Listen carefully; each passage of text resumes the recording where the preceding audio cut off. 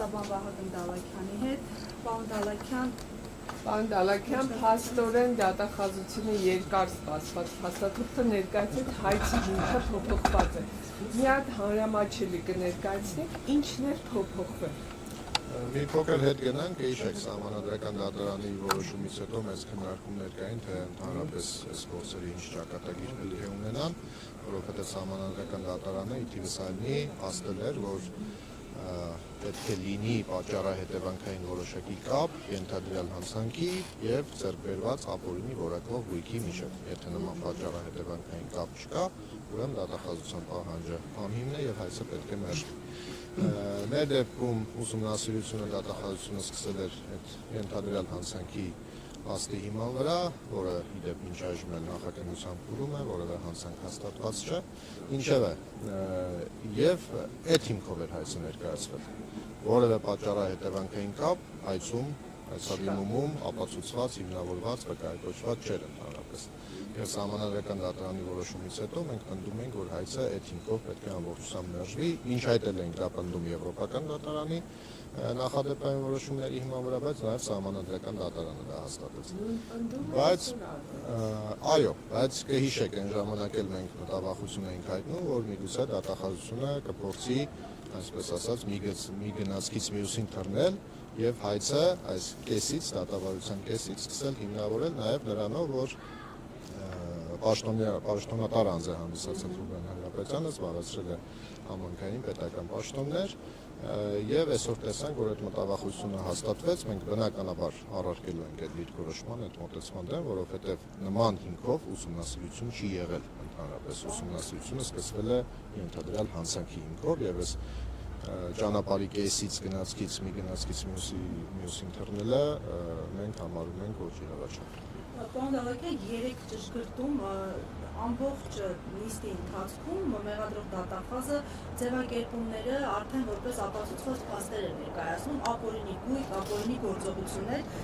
սրա հետ կապված խնդրահարույց չէ, նման պնդումը, երբ որ այդ ապացուցումը դեռևս իրատեսական էլ չէ, երկրորդ ֆայլերի հետ կապված ինչու են ուշացնում այդ հայտի ֆայլը,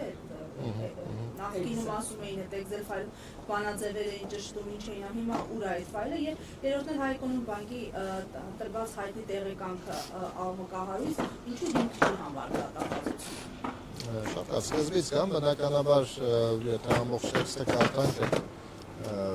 իրավաբանական ձևակերպումները հավանաբար պահած կլինի, ես դեռ չեմ ծանոթացել դատախազությանը, բայց բնականաբար այսպիսի հրապարակային պնդել կատարված հանցանք, ձևական հաջորդներ, ապօրինի ձեռք բերված գույք, բնականաբար դա ազդեցություն է գործում լսողների տեսնողների վրա եւ սխալ ազդեցություն է գործում, որովհետեւ կրկնեմ, որ այդ ենթադրյալ հանցանքներն էլ, որոնց հաստով, որոնց հիման վրա սկսվել է ուսումնասիրությունը, որևէ հանցանք դեռևս հաստատված չէ եւ այդպես տարիներով այդ գործերը նախաքննության փուլում մնում են եւ ըստ էության ծառայում են գործիք նման հայցեր ներկայացնելու համար, ոչ ավելի։ Դա մեկ։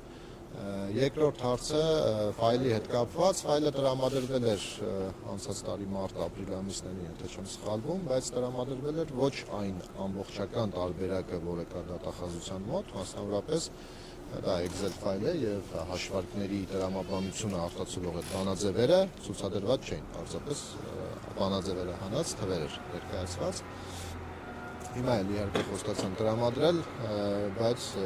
տեսնենք տրամադրելուց հետո արդյոք այդ ամբողջականը կտրամադրեն թե ոչ, որովհետև ենթադրաբար որոշակի փոփոխություններ այս վերահաշվարկի արդյունքում նոր հիմքերի եւ պահանջի շրջանակներում պետք է արված լինեն։ Պարոն Դալաքյան, մի ճշտում է սրան շարունակելով, նայեք, այստեղ գույքի արժեքները ներկայացնում։ Ներկա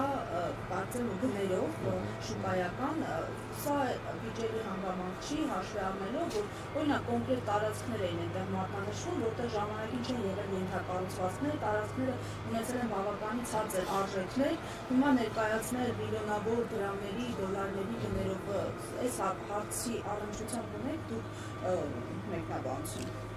Գիտեք, բնականաբար ճիշտ եք ասում, բայց այս փուլում մենք անգամ դրան չենք ուզում անդրադառնանք, որովհետև այստեղ ոչ թե արժեքների շուրջ վիճարկման շուրջ է մեր վեճը, այլ ընդհանրապես հիմքերի շուրջ, որոնք բացառում են պահանջի ներկայացումը։ Ես նկատի ունեմ իրենք նպատակ ունեն սրանով ցույց տալ այդ ինչ ցույց տալ, եթե այս փուլում այսպիսի հայտարարություններ են անում չճշգրտված գնային այսպես քաղաքականություն։ Ամեն դեպքում այստեղ երևի տենց գերատեսչական շահի խնդիր էլ կա, մեծ պահանջներ ներկայացնել, մեծ ցուցանիշներ ցույց տալ, բայց կրկնեմ, մենք այդ արժեքների շուրջ անգամ որևէ քննարկում մինչ այժմ չենք ունեցել դատարանում եւ չենք ուզում այս փուլում այդ հարցը բարձրացնել, որովհետեւ հիմքերի վերաբերել են մեր առարկությունները, որոնք ընդհանրապես պետք է բացառեն եւ դուք նաեւ հարց տվեցիք Հայկոնում բանկի քաղվածքի հետ կապված այդ պահանջի հիմքերը ջարդող քանդող հանգամանքներից մեկն էլ հենց այդ Հայկոնում բանկի կեղծ քաղվածքն է։ Իհարկե դատախազությունը, ինչպես տեսնում եք, մինչև վերջ պնդում է իր հաշվարկը եւ հաշվի չի առնում, որ հիմնվել է սխալ կեղծ տեղեկանքի վրա, իրականությանը չհամապատասխանող տեղեկանքի վրա, բայց կրկնեմ, դա արտացոլում է ավելի քան 4 միլիարդ դրամի եկամուտ,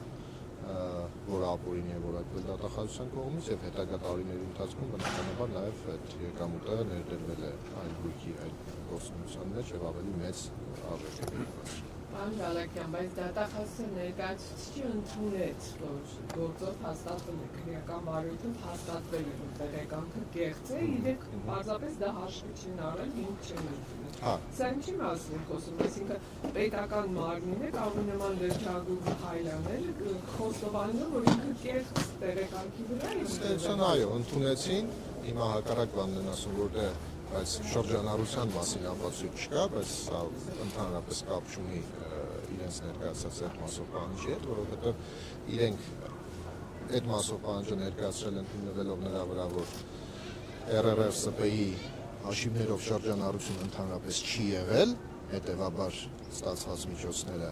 ենթադրվում է ապօրինի են, իսկ հիմա հաստատվել է, որ այդ շրջանառություն չի եղել պնդումը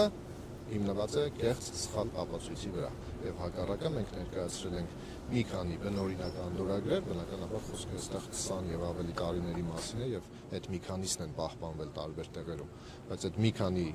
անդորագրերը, ընդ որում բավական մեծ գումարների շրջանառության մասին ցույց է տալիս, որ շրջանառություն եղել է եւ եղել է ակտիվ։ Այսինքն կարելի է ենթադրել, որ մնում է մի բան, որ դատախազության ներկայացուցիչը ուղղակի հայտարարի, որ այո, մենք քաղաքական հետապնդում ենք իրականացնում։ Դե նման բան դժվար թե հայտարարի, բայց եզրահանգումները կարող ենք անել մենք բոլորս, մեզ էլ մնում է դատարանում առնվազն այդ ամեն ինչը ներկայացնել եւ